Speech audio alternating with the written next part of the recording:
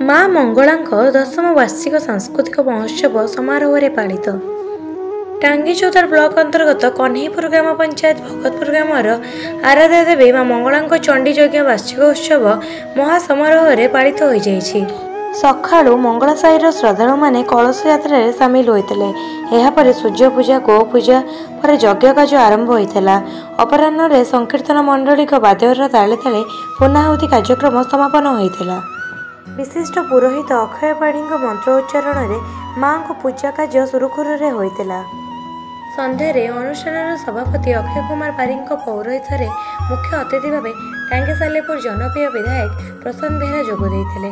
सम्मानित अतिथि भाव टेट्राएडेन कॉलेज अध्यक्ष विशिष्ट समाजसेवी त्रिदेव बेहरा, पार्वती स्मृति गोविंद संशोधन सभापति शिक्षाविद शशधर पंडा, शिक्षाविद धीरेन्द्र जेठी, रमादेवी चैरिटेबल ट्रस्ट अध्यक्ष सुकांत विश्वाल, गणेश्वर राउत, विशिष्ट उद्योगपति दुखेन्द्र साहू, माँ दुर्गा नाट्यकला परिषदर संपादक दीनबंधु नाथ, राष्ट्रपति पुरस्कार प्राप्त समाजसेवी तथा संपादक गंगाधर बेहेरा, नंदिनी चैरिटेबल ट्रस्ट अध्यक्ष दिलीप नाथ, नृत्यगुरु नीलमणि बेज, स्वर्ण पदक प्राप्त रामलीला निर्देशक रंजित प्रसाद जेना, हाटेश्वरी रामलीला समितिर मुख्य परिचालक रवीन्द्रनाथ मल्लिक, समाजसेवी अमर बेहेरा, समाजसेवी मनोरंजन सिंह, भिखारी साहू, मंगल साहिर मुरबी अच्युति साहू, सदानंद बारिक, दिलीप बेज, बुबना साहू, गुंजन न्यूज सांबादिक कान्हू बेहेरा, भास्कर टीवी प्रभात नायक, वरिष्ठ सांबादिक लिंगराज पंडा उपस्थित में संबोधन कार्यक्रम करा।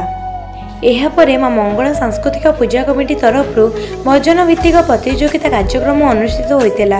28 जन प्रतियोगी अंशग्रहण करथिबा बेले जगतपुर अंचलर कोनी कलाकार मधुपर्णा नायक प्रथम स्थान अधिकार करथिले। एही सांस्कृतिक महोत्सव जो मैंने समाजसेवा क्षेत्र में निजको सामिल करी भल काम करुछंती सेमानक मानपत्र और उत्तरी दे संबोधित करा जायथिला। मनोज कुमार बारिक मंच परिचालना करथिबा बेले जितेंद्र बेहेरा सहयोग करथिले।